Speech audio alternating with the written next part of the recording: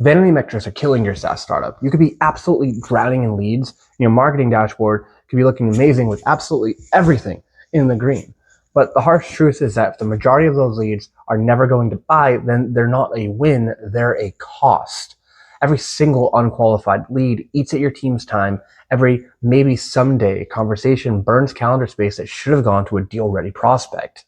The answer isn't just to generate more leads, it's to generate the right leads.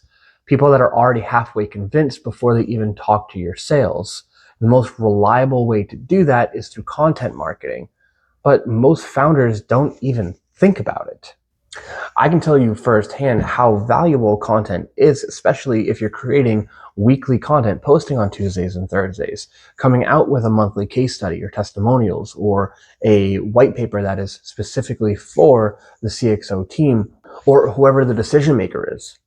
When a prospect comes on and they're cold, high top of the funnel, they need to be led through the entire journey of getting qualified through your content. So by the time that they get onto the sales call, it's not like pulling teeth, and your sales rep does not have to sit there and teach the user the end-to-end platform. The user already knows how they're going to take advantage of your system.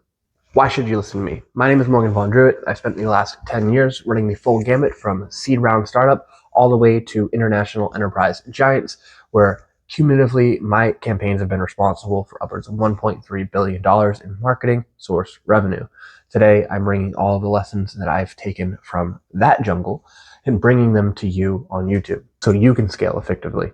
The companies that win don't just see content as a sort of brand play. They see it as sales infrastructure. Content done right attracts the right people. It pre-qualifies them before sales even gets involved, and it moves them through the funnel faster because they already trust you. Today, we're going to be breaking down the 5 primary pillars of content-driven, high-quality lead generation. We're going to be talking about the strategic content mapping, so aligning content to ICP, funnel stage, and revenue goals.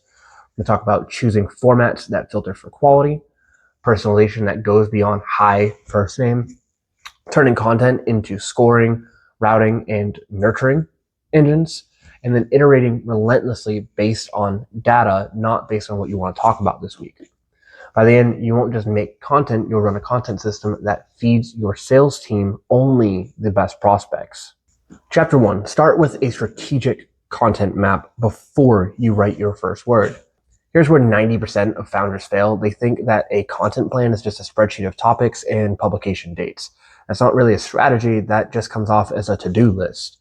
A strategic content roadmap is just a little bit different than this. It's a blueprint where every single asset has a specific ICP that it is talking to. That's your ideal customer profile, effectively the target. Who is it going to serve? It is defined to a specific funnel stage. So top would be awareness, middle would be consideration, and bottom will be the decision makers. And then third, it has a direct tie to a revenue outcome. You're not just making content for the sake of making content. You're making content to move a user through the stage of awareness to get them to a buying decision. Some examples of this, your top of the funnel would be something like an industry trend report, which would target VP level decision makers with the goal of building brand trust and lead capture. Whereas MoFu, middle of the funnel, would create something like an ROI calculator that you might end up saying, hey, to access this ROI calculator, fill out this form so we can get your name, position, email. Again, starting to build that data. This would target economic buyers with the goal of accelerating the business case. And then something like a BOFU, bottom of funnel, would generate case studies up the wazoo, like show proof. This is where you show the receipts. This is typically targeting the decision committees of your prospects. The goal here is to actually close a deal. If you could be closing a deal with your content and you don't have to get a sales rep onto the call to go through a 45-minute long demo, and instead it can be a 5-minute, hey, we already have you validated. We love what you've done. We want to unlock the same results as insert who this case study was about. Where do I sign? That will save them so much time and energy, and you'll be able to scale so much faster. Without this alignment, you get popular content that attracts everybody, including the people who will never pay you. As a founder gut check, pull your last 10 pieces of content and ask yourself, can you draw a straight line from each one to a specific audience stage or conversion action? If not, then you're just playing content roulette, and the people that are coming into your funnel probably aren't going to be giving you money. Chapter 2 is about building content funnels that fuel leads specifically. So once your map is in place, the format decides whether or not you're going to get qualified leads or tire kickers. Formats that filter for quality have two primary traits. They require some kind of commitment. That would be something like time, thought, contact info, anything that the user has to give in order to gain access. Two would be they deliver a high perceived value to your ICP, not just any visitor. Some top formats for quality lead capture would be delivering things like case studies or success stories. So social proof provides specifics like we cut churn by 32% in 90 days, here's how. Proof like this filters out casual readers and draws in people who see themselves in the story, and that's incredibly important. They want to be able to envision that they're already using the product and achieving those same results. Things like guides, how-tos, and tutorials end up solving real relevant problems for your ICP urgently. These aren't just 5 fun facts about software as a service. You need to think about it like, hey, here's how to reduce your CAC by 25% in 60 days using our platform. And then next would be to have interactive tools, things that get them involved and can spark some kind of joy. So things like ROI calculators, assessments, readiness checklists. These work double duty because not only do they educate, but they also qualify. Somebody who runs a scalability readiness assessment is likely active in the buying cycle. This will probably come as no surprise, but upwards of 96% of first-time visitors aren't ready to buy. So formats like these give them a reason to come back and give you the context to follow up with them when they're ready, depending on what they're viewing. It also helps to have content at all stages of the funnel, so top, medium, and bottom, to make sure that even when somebody comes in and they're not ready to buy, you can grip them at the top and then educate them through that funnel, qualifying them the entire way with an always-on system of content. Chapter 3 would be to personalize for high quality and not for high volume. And this is where founders often get seduced by vanity metrics. You don't want more traffic for the sake of it. You want the right traffic. This means personalization, not just a superficial, hey John sense, but in the this content could have only been written for me sense of the word. The best ways to execute this is by having a deep understanding of your ICP personas. Write them down, have slides for them, have entire documents talking about what these types of people actually care about and what moves them. Beyond firmographics, what is their current KPI pressure? What tech are they replacing? Who do they have to convince internally in order to make a buying decision? Are they the primary decision maker? Next would be narrative empathy. So lead with the pain they're living through right now, because if they feel seen, they'll just keep reading. Put the value front-loaded in the content so they get an easy win. They understand that they're going to gain something from this content, and then you can do some shilling, then value again, then context, then value again. You're constantly undulating them through this hill of delivering value and then pitching your product, delivering value, giving some context, delivering value, offering a CTA for a book demo button, delivering value. And then it also helps to have a proof integration layer. So layer in data, benchmarks, or customer quotes that match their exact context. An example here of a generic post would be something like, how do you improve your onboarding flow? Whereas a personalized asset would be the 5 onboarding changes that cut time to value in half for Series A SaaS companies. Hope you can see the difference there. The second one doesn't get clicks from anyone. It just gets clicks from exactly who you want. The language is written about people that would only be in that buyer persona, or people that do this every day and actually have real KPIs. Chapter 4 is about content as infrastructure.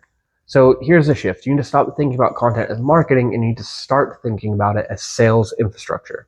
Here's a simple way to look at lead scoring. You want to assign points based on the buying signal strength of each interaction. So if they did something like read a blog post, give them 5 points in the spreadsheet. If they downloaded the ROI calculator, plus 15. If they attended a 45-minute webinar, plus 30. When they get to a certain threshold, you can qualify them as a marketing qualified lead and then move them to the sales team. Next will be routing. So high scores go straight to sales. Medium scores get nurtured with more specific content, and low scores stay in light touch automation until they get warmed up. It's about moving them gently through that pipeline, through that funnel, without causing friction or a premature sale. This nurturing is incredibly important. You want to build automated sequences first. You want to address the objections that they haven't voiced yet, provide social proof tailored to their specific role, and then introduce urgency without being pushy. This turns content into a filter that only delivers the most sales-ready leads to your reps, which means higher close rates and less time wasted, which I'm sure we all love. Chapter 5 is about optimizing through feedback and data religiously. The best content teams aren't just creative shops, they're feedback loops. You want to track things like engagement depth. Are people skimming or staying? Are they clicking through to the next asset? How many pages are they actually visiting on your site when they join? The industry average is between 2 and 3. Whereas in a situation when we got this right, like with Clover AI, we're actually seeing users stay on for 8 to 9 pages after they click on a blog, which is showing that they're just continuing to gain value, or they just really love our UI and keep getting lost in all of our moving elements, which could be true, but I like to think that it's because we provide quality content. Another one to be keenly aware of is the conversion rate by format. So if you have a webinar that you run once a quarter, but it converts 12% of the attendees into actual customers, but you have weekly guides that are coming out that only convert 1%, then there's your clue onto where you should reallocate your resources. And then last would be lead velocity. So how fast do your leads move from the first touch to a sales conversation after engaging with each asset? You need to act on all of these accordingly. So double down on your high performers, reposition or retire low performers. It's okay if something that you poured a lot of time into just isn't being received well from your clientele. It's all right, move on. Maybe reintroduce it later with a fresh take. Then test one variable at a time, so your headline, your CTA, so you know exactly what's driving the change. If your content strategy hasn't changed in the last 6 months, then I'm sorry to tell you, but it's already outdated. It needs to be ever evolving. The truth is that content marketing for high quality leads isn't about just flooding the market with stuff and hoping that it sticks.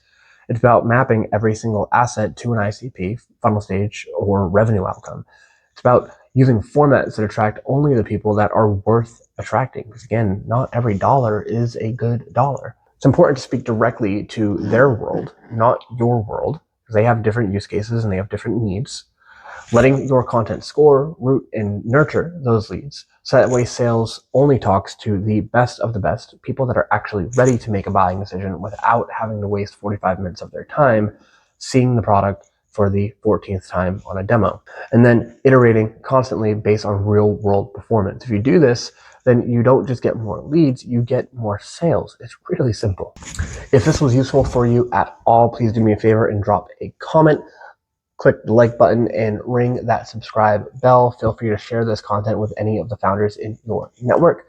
Also, feel free to engage with me on LinkedIn, same name, Morgan Von Druitt. Happy to connect with anyone and keep the conversation going. As this is a new channel, I appreciate any support. It means the most, truly. And as always, I will have some videos over here lifted up on the side of my head, and feel free to go ahead and learn more. Boom. Boom. Boom. Bam. Bop. Yeah. Check these out. We'll be good to go.